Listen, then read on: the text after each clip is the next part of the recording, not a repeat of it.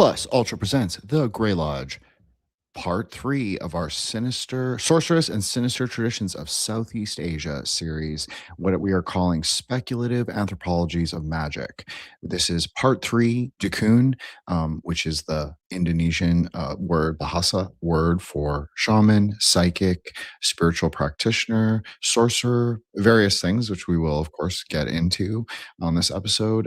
This is a continuation of the first two parts, of which was Lursi, which dealt with primarily Northern Thai, Lana, magic, tattoos, yantras, Buddhist esoteric Theravada, which is we'll say the thread or the current that ties all of these things together. Yes, even the Indonesian and Malaysian magic is in fact, indeed, tied with the thread of esoteric Buddhism. So we'll get into that as well. Of course, I am today, I'm solo, but that is okay because it is summer and we are just rocking and rolling. And this is kind of, I started doing the speculative anthropology series um, primarily because of we'll say, mysterious. Uh, well, I'll just say his screen name, Don Lander. I started doing it because I mistakenly thought that he was a Burmese, like a diasporoid, like me, like a Burmese accountant, and he would DM me with questions on visa and like observations on my own work, like podcasting work. Oh, I'm Jim the Ninja. I host a show called Threshold Saints. This is the Grey Lodge. This is our round table of Metamagicians. Of course, my co-host Solar Exile, who's also an often co-host on Threshold Saints. He has his own Substack. You can check him out. He also has a viral tweet today, so uh, good job, Solar. Gold star for you. He's away doing spooky things in the woods. Joshua the Branch, who was supposed to come, he may still. We'll see. Um, he has his own he has all his own podcasting work, but he's also been a co-host on Threshold Saints many times. Of course, Eros to Ethos. She has her own YouTube channel, her own content, and she's a frequent contributor to Occult Rejects, of which is where I met her. And of course, we're all in the Grey Lodge, which is a kind of circle of consent, a meta magicians group chat and book club. Primarily, we started as a book club and we've expanded into speculative series, speculative science fiction, speculative futurism, and speculative magic, but particularly speculative Kabbalah, speculative Kalachakra, Tantra, and speculative Gnosticism with a small g. So I think that doing this series on speculative anthropologies of Southeast Asia is something that anyone who knows me knows I'm extremely fascinated with, knows I'm extremely taken with the mythology. Is deep, it's rich, it's Buddhist, it's Dharmic, it is the sorceress. So I think all in all, the series has been sort of revived my interest in doing these kind of more long form series. Instead of just book club, of course, we are doing book club. We do owe, as I mentioned, our mysterious friend Don Lander. He wants to jump on for our Apophenion Part 3, so I'll make sure that that happens. Um, we do have a very, very, very, very special series upcoming, which will run concurrently with the speculative anthropology series on Battlestar motherfucking Galactica Reimagined. So this will be a three-part, and yes, I will try and keep it to three parts. Maybe we won't even get there, but let's try. So three parts on speculative Gnosticism and the meta magic of Ron Moore's Battlestar Galactica Reimagined. Yes, Cylons, Hellenic gods, Vedic gods, reincarnation, humans, the perennial system, cycles, texts, priests, shamanic visions. It has it all. And it's set in space. So we will be starting that. So I'm very proud and happy to announce that. It seemed like everyone was very into it. And yeah, we're definitely going to do that starting next week. And then the week after will be another speculative anthropology series. We also we need to do a Lurcy part 2. like a part two to the Thai series, so I can get more into Bangkok and central Thailand, that kind of magic, and also that kind of how it differs from the northern Thai Lana style, and also how it differs from Khmer, like Cambodian, and Lao magic. So there are differences, and I think that we've attempted to sort of divide them into neat little epistems, which, if you listen to the show, is genuinely impossible, but it's a worthy effort. So we'll continuing in that spirit. We're gonna do Dukun tonight. So this is, as all of our um, speculative anthropology series, it is based on two different books, but there's been like I don't know, about 10 different books that I don't know how many people have read them outside of me, but I have tried to share them with everyone who has wanted them. So we are doing that. And okay, so it's based on I think it's Thomas Endicott. Okay, thank you, Sakuta. Appreciate you. Um, okay, so space, yes, Thomas Endicott, the Malay magician. I think that's what it's called. Let me look it up quickly. I apologize. I had everything open and I was expecting other other co-hosts, but it is that kind of night. It's that kind of day, and we just roll with it. Okay, so K.M. Endicott's, Kirk Michael Endicott's analysis of Malay magic, as well as, let me just check the other one so we can get it. But yes, all of the series are based on, I'm calling it, but they're really, they're kind of fomented. The idea forments in Yesod, as we often like to talk about, the percolates upwards. And so it's based on two books, and that is one of them. And the other one is, as soon as I open my phone, it will be right there, of course. So apologies for that. Sometimes it's a little more hectic than others. Okay. The Malay Magician by Richard Winstead. So those are both published by Oxford University. Can easily find them, either the PDF if you're a pirate on the internet, or a ninja on the internet, or a silver fucking surfer on the Aether Wave. You can find both of those books. And of course, what else? So those are the sorry, I'm a little nervous. By myself, solo dolo. It happens. Okay, so yeah, both of those books are sort of the premise through which this series is founded. Of course, we talked about the Peter Jenks book. Of course, we talked about various other books. The Kate Hudson, I'm just not Kate Hudson, but someone named, I forgot her name now. It's really embarrassing.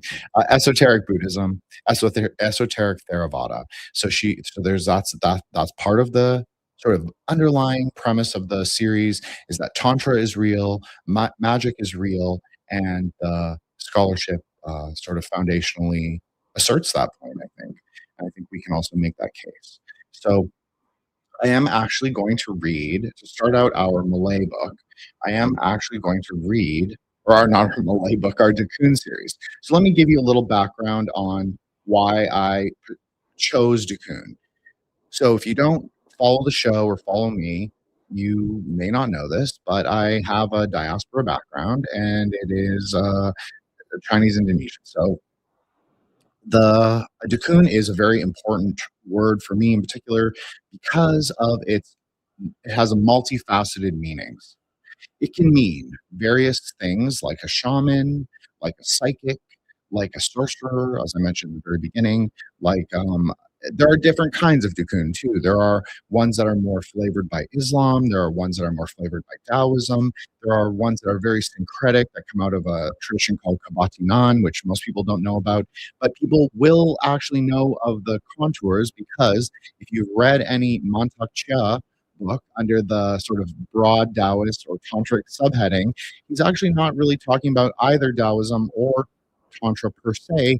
He's really talking about this syncretic Javanese magical system. It's really kind of Sufi, tantric, Taoist, with a little other things, but that's primarily what it is. And so he's talking about that. So um, that's basically is the genesis, because it's in the popular culture, popular imaginary of everyone pretty much in the archipelago. And so it is difficult in some ways to link Malaysia with Indonesia, which might be a surprise to people simply because they seem very ethnically close, which they are for the most part, and linguistically.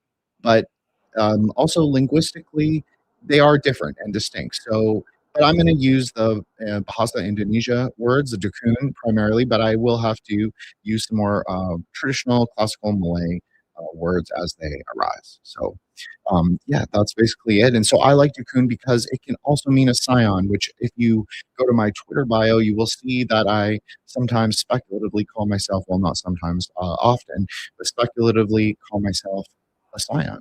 So that's basically it. And I like that he's a shaman. I like that he's a sorcerer. I like that there's no clear division between white and black magic necessarily, and we're going to get into that as well. Um, and I do highly suggest that you go listen to our other series, Wita and Lursi, simply because those will also provide a foundation for what I'm going to talk about tonight. So let's begin, I guess. So I'm gonna.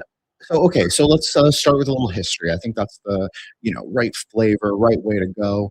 Um, so basically, Malaysia in the third to fourth century was Mahayana Buddhist primarily, but it was also largely populated by different people than live there now. So yes, there were Malays, obviously, ethnic Malays, but ethnic Malays actually come from Sumatra, Jawa, and Bali. And so those were the primary sort of places of, we'll call it civilizational influence in Malaysia, both continental and in the Malaysian island chains. So a lot of the people that lived there were orang, which it means like original people, which can mean various things. It can mean what is now the sort of it's not, people don't say this word anymore, but negrito, which are kind of a smaller in stature, and forest people. That's what orang means. It can mean original people, forest people. So the negritos are the sort of, that's the one of the theories anyway, is they are the kind of the original population of the Malay Malay Peninsula, as well as parts of the Indonesian archipelago. But this is when the sort of Malays, the ethnic Malays, who are speculatively said to, not from me, Jin, but from scholarship, speculatively said to come from Taiwan and Hokkien, what we would understand to be Hokkien regions of China, as well as Yunnan. So basically, yeah, so they, I guess, speculatively came south and sort of populated the peninsula as they will. And also, and then there was civilizational influence from Bali, from Sumatra, and from Java. So there were two primary civilizational dynasties, we'll say. They are Indonesian, which is, of course, part of what this space is. But since we're talking about the Malaysian peninsula, let me just explain them quickly. So there is the Srivijaya and the Mahapajit. Oh, I'm sorry. Yes, Mahapajit Empire. So Srivijaya and Mahapajit. So basically, these were syncretic, tantric, Hindu Buddhist empires that come from the islands of both Java and also Sumatra.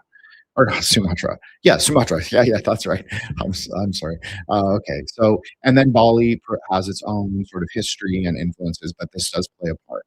So early scholarship, which is primarily what we've been talking about throughout the series in terms of looking at sort of like pre 1930s or pre 1970s, even, to update a little bit scholarship, because it's really important that we understand like what the ideas of where they came from, and then sort of where they are right now in 2026. Obviously, which is partly what we do through the space, is like distill and distillate and alchemize the ideas. So, okay, so these are two different dynasties, but they are deeply interrelated, intermarried, and the early scholarship calls it a Brahmin tantric complex, meaning Buddhist tantra, but also including what they call Brahmanism. This is found in both books, both texts that I mentioned at the very beginning. So, Brahmanism is not really appropriate term in the sense that it's kind of like a Vedic, it's kind of a nod to the Vedas and also a kind of classical Hinduism, whatever that is, probably post Adi Shankara. But this is not really what they were practicing. And so I understand why they have an inclination to call it Brahmanism, because it's more related to the Upanishads and the earlier kind of Hinduism, in a way where the Trimurti is Shiva, Vishnu, nominally Brahma, but it really functionally was Shakti. So you have Shiva, Vishnu, who are also the Puranic triad. I just want to point that out. They form pretty much the basis of most ideas in contemporary and also historical Hinduism. So when we're talking about Brahmanism and like an academic conceptualization pre 1970, we are really not discussing Brahmanism as it is understood on Twitter or as it is understood in the popular consciousness. We're really talking about Quranic or Upanishadic, at both, really both, formation of religion.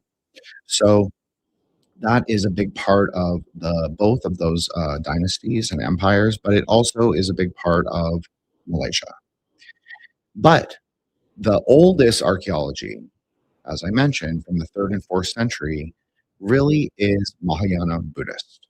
So you'll be thinking, like, how can this be? How can this be? Well, Mahayana Buddhism, as we discussed extensively in the Wita episode, really is an extension of this strain of esoteric Buddhism, both Mahayanist and Tantric, that came from West Bengal, Nepal, and Central Asia, primarily, but not exclusively, and filtered through a kind of maritime trade route, a maritime Silk Road.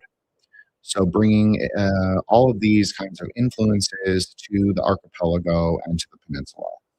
So it primarily first it was Mahayana Buddhist, which is a even though people think of Mahayana Buddhism in contemporary terms as being just like about beautiful temples that are like very loud and Chinese in style, gold and bodhisattvas and all of that, really, Mahayana Buddhism is an esoteric Buddhism, but it's an esoteric Buddhism for the normgroids because it places high emphasis on the idea of exoteric cultivation methods. That's really the primary difference, I would say, between what is standard Mahayana and then when you're getting into tantric ideas, you're actually going into esoteric cultivation methods, right? But your view is said to be the same. So we'll just go with that. It's a little more fluid and flexible than that a lot necessarily allows for, that framing allows for, but I think it's a fair assessment. So that Hinduism, as it sort of became, as it took shape, as it unfolded, was, as I said, part of this complex. But it was sort of subordinated or even just co co-creative with the Mahayana Buddhism of the area. But then in the about 10th century, you have Tamil traders and also just North Indian traders who were largely, yes, Mughalized or Muslim, especially the North Indian ones. The Tamil guys were Shaivites. So they were, even though Shaivism isn't necessarily tantric, and certainly for the most part it is not tantric, like 99%, they're closer to Tantra than Vaishnava, like by a lot. And so there, because Shiva worship is primarily Puranic and Tantric. So they introduced Shaivite texts, Shaivite ideas, sort of like this non-dualism, Shaivite non-dualism, qualified non-dualism, into the sort of which already existed, of course, because Tantra, especially Buddhist Tantra primarily, is largely non-dual. I mean, it's sort of part and parcel of what Buddhist Tantra is, even if you're not interested in Naropa or Nagarjuna. Primarily, it is non-dual. That is the correct view. So, um, but I would say it already existed, but they're introducing it in a perhaps a different sort of ontological framing or cosmological framing, both. And so that also plays a role. It's also the introduction of the Bhairava tantras. Yes, yield famous, most famous tantras on Twitter anyway, because they're readily available in English, and everybody seems to say that they've read them. So I'm not convinced myself that anyone other than myself and maybe handful of other people have actually read them, but I digress. There's a lot of YouTube content on the Bhairava Tantra, so if you're interested in that, this will not be the channel for you, but perhaps you can go find someone who has explicated on it. As I said, there are many, different people discussing these tantric ideas now. Very different landscape, esoteric cartography than it was 3 years ago when we started doing Grey Lodge and Threshold Saints. So. But one channel I do highly recommend is Rajarshi Nandi, who wrote a book called, I can't even remember the name. I think it's called Adultmika. And anyways, you can go check him out. He's very prolific on YouTube. He talks a lot about goddess tantras, Bhairava, all the different Bhairava cults. That was the primary basis. This is, and you're going to ask, why am I plugging another person's YouTube? I'm not plugging another person's YouTube. I'm plugging a very important tantrika for like we're doing calling this speculative internet scholarship or deep web gray library and shit. He's part of the canon or the corpus that we have to draw from, because he is a high level tantric, and he also practices a Sri Vidya. Well, it's a Kali Kola Shastra, meaning their practice texts are Kali, like they're not Kali, as in that's not the primary goddess. That's not who Kamakya is. Kamakya is the Yakshini queen, who is a manifestation of Lalita Tripura Sundari. Now, why is this even important? Because in the later introduction through the Shavite or through the Tamil, yes, the Tamil Shavite traders, they did introduce these more, I would say, ferocious forms of what is called Dara Devi or Dara Devi Kali or Dara Devi Durga. Excuse me, I couldn't think of it. So if you go back and listen to the Weeks episode, we talked about not goddess who is named Chandika. Well, if you go read the Devi Mahatmya Purana, the Chandika is actually the higher octave name for the goddess Durga. Chandika means the shining one, she who is resplendent and also victorious over herself. That's a big part. That's not necessarily the meaning of the name, but it is also. It's a tantric Sambodhya Gaya meaning. So this is a very important part of who she is. So, anyways, this is the older name, and this is the more important name. So this actually is higher than Kali and higher than Durga. Durga is a composite name and a composite being. Now you'll ask, no, I've heard that she's the mother. All these Indians on Twitter always post about how she is the mother. Yeah, sure, she's the mother. She's the queen of the immanent world, but she is composite and made of all the gods, all the stars, all the dakinis, and she takes a material manifestation. And so she doesn't really have her own will or her own name. You could say Chandika is really her name because it's referring to the higher concept outside of both space and time. Although you could say that at the highest, one of the higher ideas of Tantra is that the Shakti or the feminine divine principle at the highest point of where she can arise, if you want to compare it to the tree of life, but or to just like the three world cosmological division that they usually that I would usually explain in any discussion of Tantra, she would be space. But she's actually able to liberate in space, especially in Buddhism. Well, maybe only in Buddhism, but particularly in Buddhism, she is able to be liberated from space, quote unquote. Because I know this is a often frequent discussion when my other co-hosts are here is like, how do we get outside of cause, outside of time and space? Do we want to get outside of time and space? Is it what is the bina hokmah relationship? Is that the primary gravity and destruction? Is that like the gravitational and corrosive force that takes us outside of form, that takes us into zimzum of the, three or four worlds, depending on your system? So, yeah, it's a perennial discussion. Anyways, Chandika, she's a higher force than both time and space, although she could be said to be space, depends on your framing. A more outer tantric layer, she is space. So we'll just go with that. But I might nod to the idea that she's more liberatory. But okay, so time and space, Chandika, Kali. Kali is actually a very recent name, and so you're going to wonder. I'm going to put up. You're going to wonder why I'm talking about Kali. Well, as I mentioned, in the Weetza series, we talked about a not goddess named Chandika, who I say is, well, it's not that I say, it's that she is the Upanishadic goddess Chandi, or Chandika from the Puranas. The Devi Mahatmya Purana is the most famous of the Devi and most important, and probably the oldest Purana that is still utilized, practiced, and read. So basically, this is the highest octave. She is the queen of the Dakinis. That's a very common understanding.